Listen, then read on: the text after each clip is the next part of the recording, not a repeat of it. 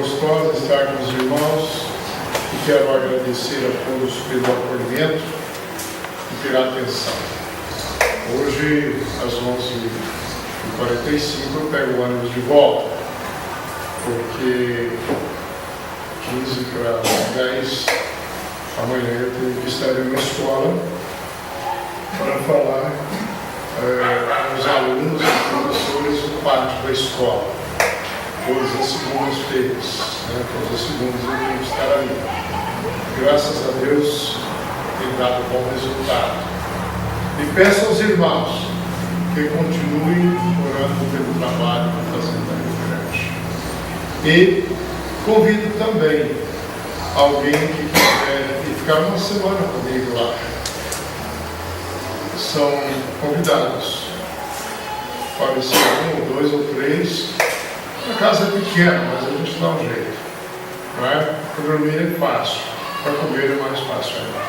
Não é? E é interessante que a escola ela faz questão de ter eventos que alguém vá e canta, apresente alguma coisa para que os alunos e professores, funcionários ouçam um pouco mais da palavra de Deus. É importante pensar que são escolas estaduais, não tem nada de escola evangélica, graças a Deus temos alguns diretores que já aceitaram o Senhor como Salvador e alguns professores e muitos alunos. E isso nos faz cada vez mais, nos dá mais ânimo para continuar, porque vale a pena. Quando a primeira pessoa que se converteu, eu falei com meu Deus e disse, já valeu a pena, uma alma vale mais que o mundo inteiro. Então, isso me traz muita alegria e também ânimo para continuar. Por isso, dependo das orações dos irmãos, porque lidar com criança, adolescente e jovens não é muito fácil. Todo mundo reclama, mas eu só tenho que glorificar a Deus, porque pelo menos ouvem, participam, perguntam, às vezes dão respostas que não tem nada a ver com aquilo que falamos ou com aquilo que falo, mas Deus dá sabedoria para explicar melhor, para que possam entender. Muitos já chegaram ao ponto de ir lá na frente e orar. A primeira vez que uma menina pediu, uma moça pediu, eu poderia orar lá na frente. Eu fiquei muito contente com isso, porque ela realmente entendeu o que é Jesus Cristo. E na semana retrasada, na turma da tarde, eu ia ler o devocional diário daquele dia, do nosso andar diário, o anual, não esse que eu trouxe aqui, o trimestral. E daí eu perguntei se alguém queria ir lá na frente ler. Uma moça também levantou e foi ler. Outro dia um rapaz levantou, saiu lá no meio e foi ler. Então, o interesse está sendo muito grande em ir e participar também. Por isso eu convido, se um dia alguém estiver de férias, de repente vai estar de férias aí, não tem muita opção, né, Júlio? Pode lá. Né? O Júlio pode ser um voluntário, viu? Voluntário indicado é melhor, né? Assim, pode ir, ele canta, né? E também toca. E lá nos colégios, geralmente tem teclado. E se não tiver, nós damos um jeito, viu? Não se preocupe. E isso seria muito bom. O quarteto de Baeta Neves se propôs a ir ficar uma semana lá, não é? O difícil para mim é conseguir a acomodação com esse pessoal. O Romildo também se propôs a ir ficar uma semana. E outros irmãos de Belo Horizonte, a família Clausen, são todos músicos, inclusive o Fernando toca no serrote, hino tocado no serrote. Mas como que eu vou acomodar esse pessoal?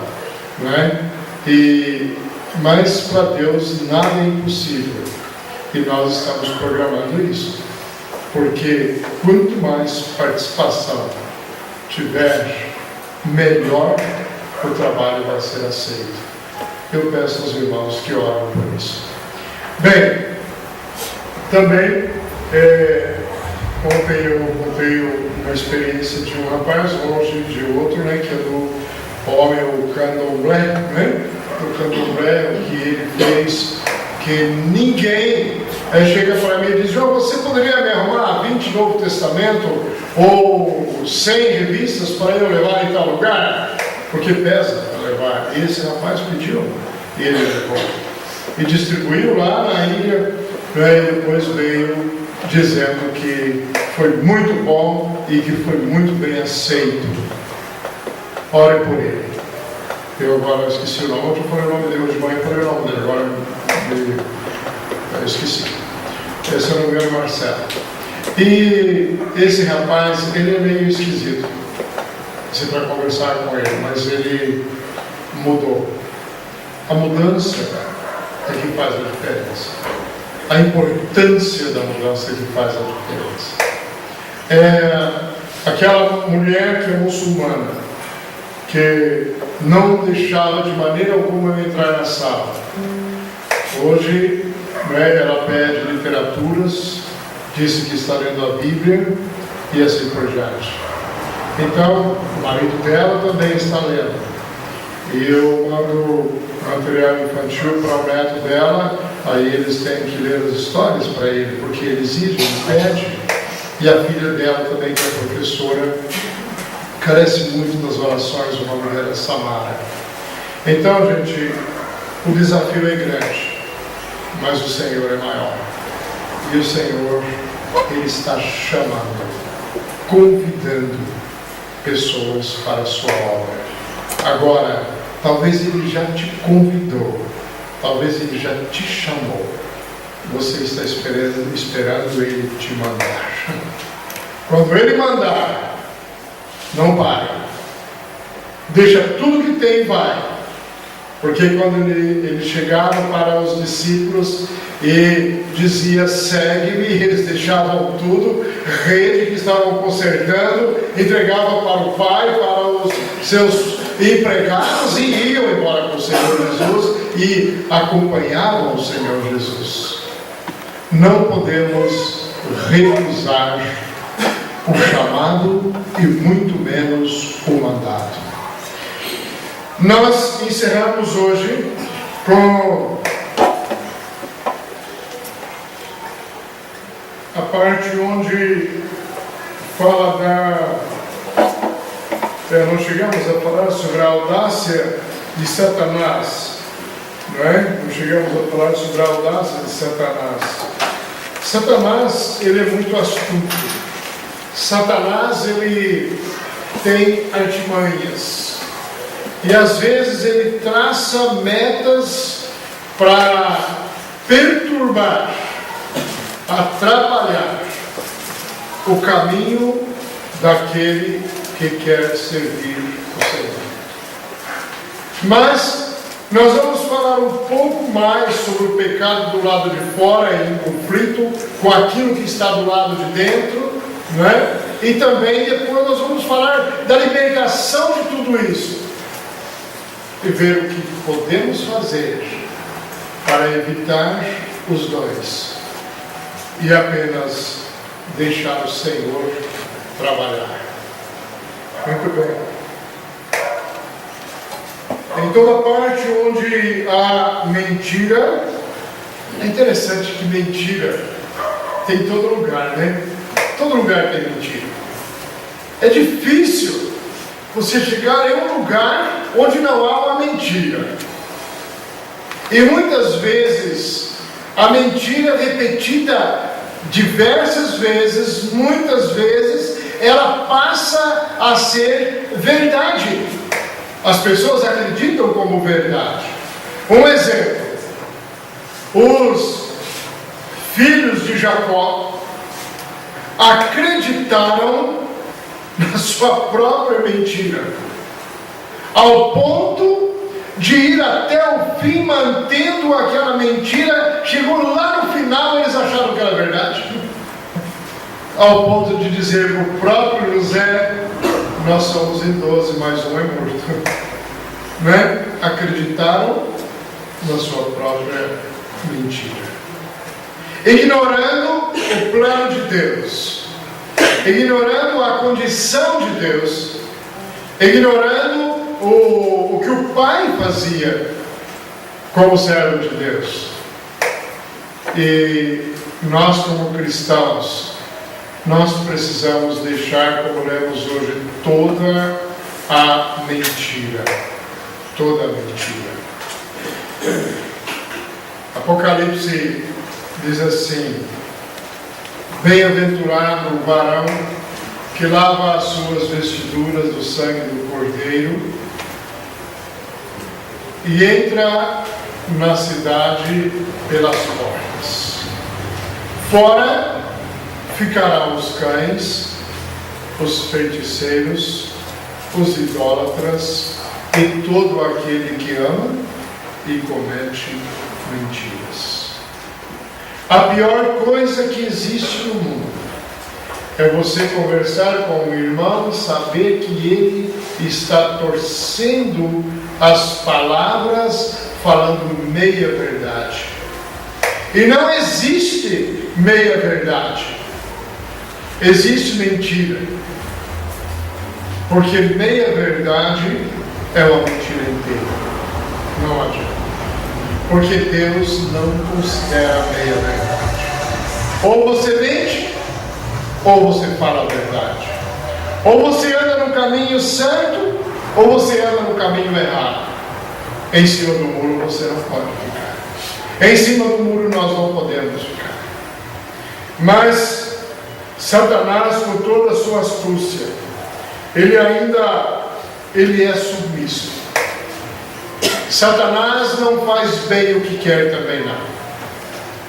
Ele te tenta, ele envia mensageiros, ele faz você tropeçar, muitas coisas, mas somente com a permissão de Deus.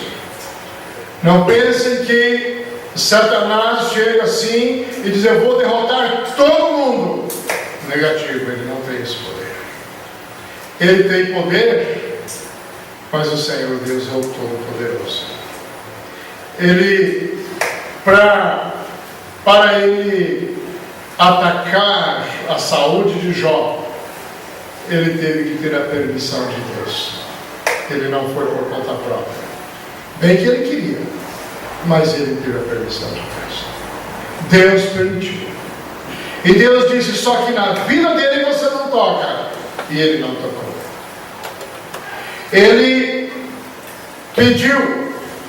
pediu, falamos hoje, ao Senhor Jesus para fazer-se andar os discípulos como trigo em peneira.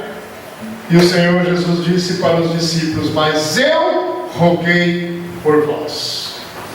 Ele não faz o que quer. Ele tem que obedecer até o Criador, que é Deus. Ele desobedeceu.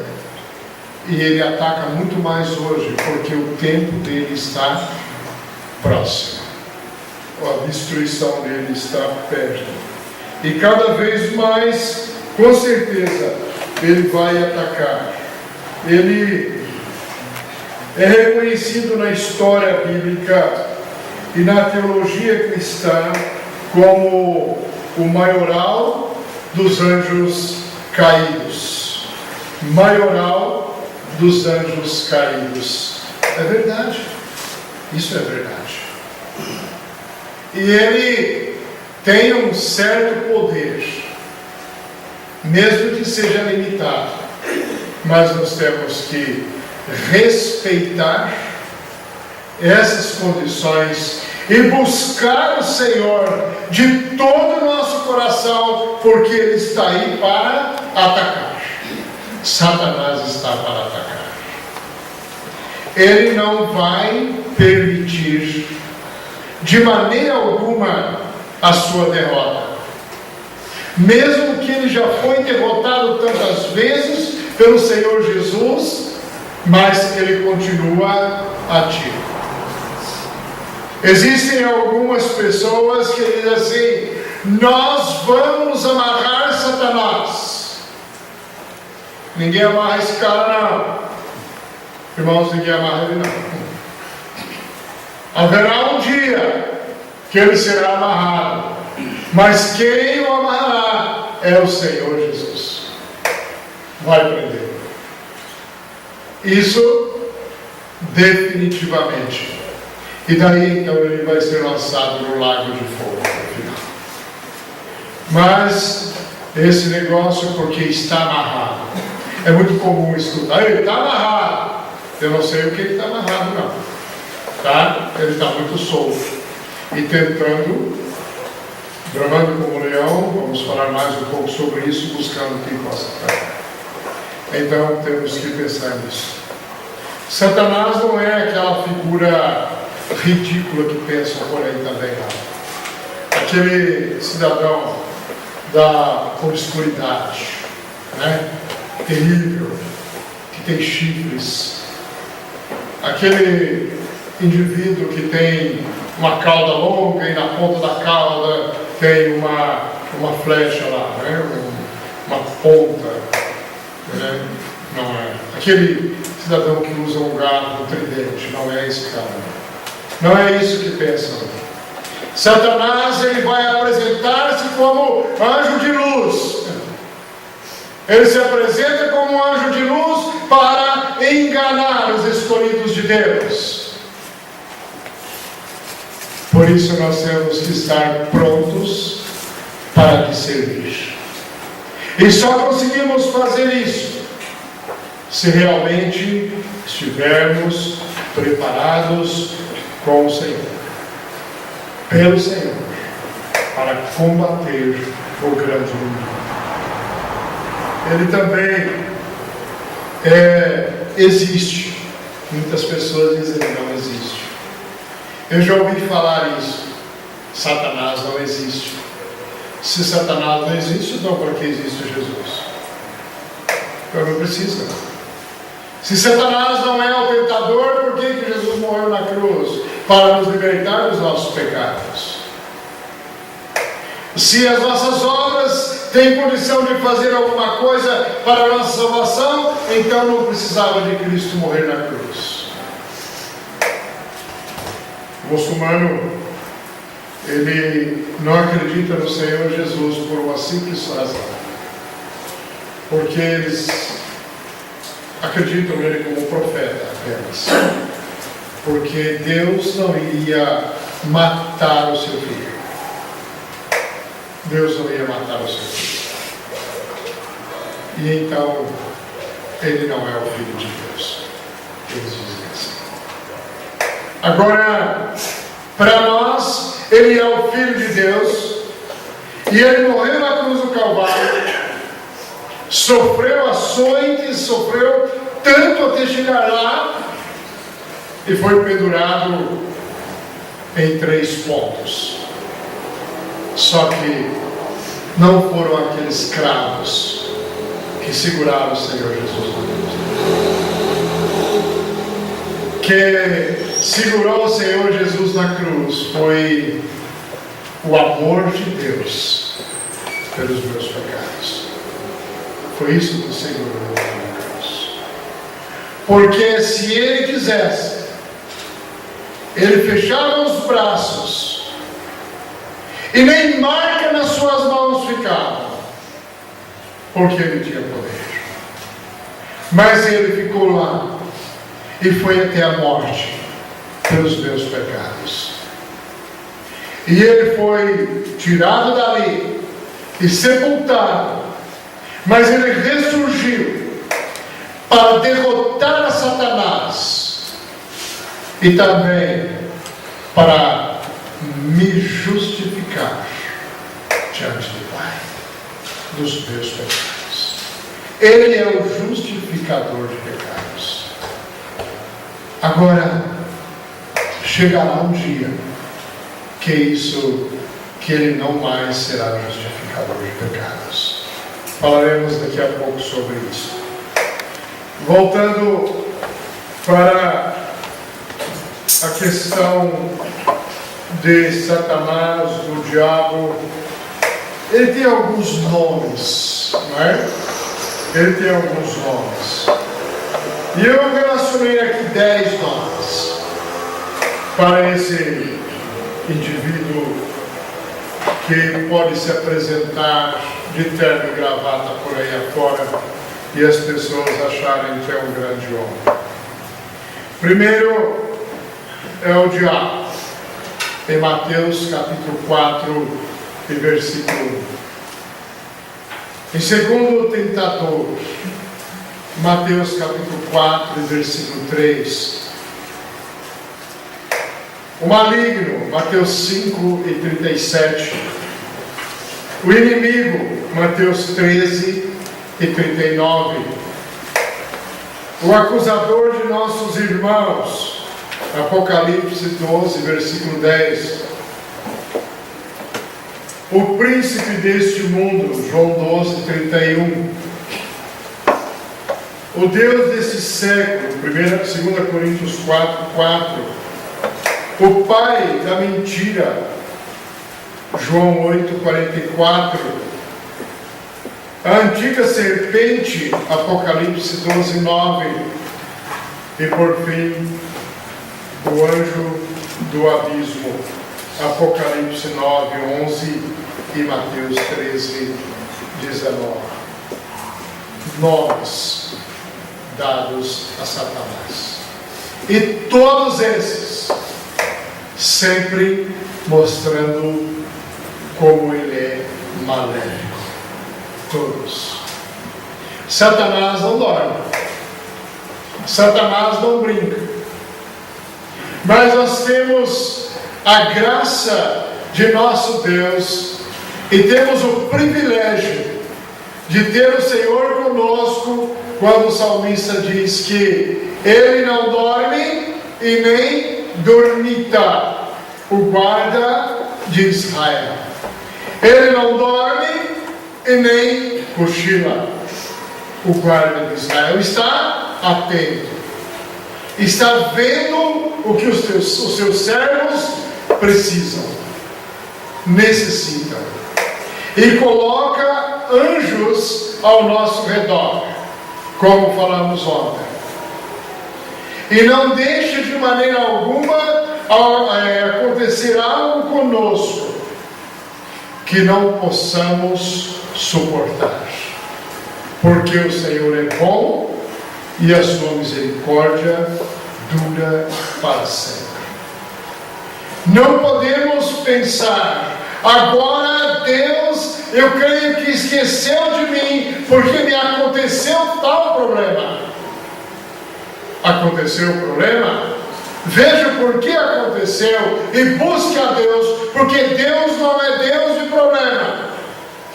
Deus é Deus de solução.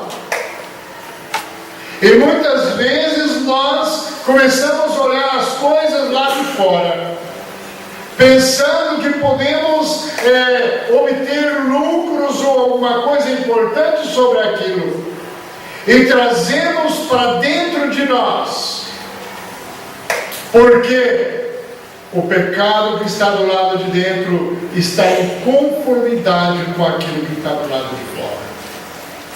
Por isso, nós devemos procurar limpar o nosso interior, deixar o interior limpo, completamente limpo, para que as pessoas vejam, cada um de nós, vejam que somos lavados pelo sangue de Jesus. E quem é lavado pelo sangue de Cristo Jesus não deixa mancha. E também não mancha o Senhor Jesus. Precisamos, em todos os momentos, ver o que estamos fazendo. E se fizermos alguma coisa errada, que realmente está atrapalhando a nossa comunhão com Deus, eu não estou falando comunhão com a igreja agora, eu estou falando da comunhão com Deus, que é muito preciosa. Verifique se há alguma coisa que está acontecendo nessa condição e procure a chegar mais perto de Deus e pedir misericórdia, porque Deus, Ele está pronto a perdoar. Se confessarmos os nossos pecados, Ele é fiel e justo para nos perdoar os pecados e nos purificar de toda injustiça. Nós precisamos sim da presença de Deus em nossa vida. Tem um cântico, eu não sei todo ele, mas que diz assim: onde está o teu Deus? Talvez alguém aqui conheça. Meu Deus está no céu e também no meu coração. Quem conhece? É um corinho. Eu não conheço, não me lembro todo ele, que faz tantos anos que a gente cantava isso com crianças. Meu Deus está no céu e também no meu coração. E se Deus está no teu coração, meu querido irmão, não tem lugar para outro não. Não tem lugar não. Ele tomou conta, Ele assumiu, Ele fez morada e Ele não sai. Por isso pense, você está aborrecendo a Deus? Talvez está aborrecendo a Deus. Não deixe que Deus fique aborrecido com você. Na parábola do semeador, Satanás é o ladrão, né? É o ladrão, na parábola do semeador. E lá, um pouco mais para frente, ele é o inimigo. O inimigo veio e semeou o joio, a semente. A semente que não deveria semear. E ele está hoje ainda querendo semear, colocar sementes duvidosas na mente das pessoas que estão querendo o Senhor Jesus, a semente santa que é a palavra de Deus. E por isso há tantas literaturas duvidosas, por isso há tantas opiniões religiosas que chegam ao ponto de atrapalhar as pessoas. E a palavra de Deus diz que, se possível, enganariam os próprios escolhidos. E é o que está acontecendo hoje. Se possível, enganariam até os próprios escolhidos. E nós estamos vivendo exatamente nesse tempo de turbulência espiritual, turbulência religiosa, pessoas querendo se adaptar. Uma coisa nós temos que acreditar, é na palavra de Deus que diz: eis que vejo uma prostituta, ou ergui os meus olhos e vi uma prostituta saindo do mar, sobre um monstro com 7 cabeças. E essa prostituta é a mãe das meretrizes. A prostituta levanta e agora as filhas estão aparecendo. Nos nossos dias estão aparecendo as meretrizes, que estão se embriagando também.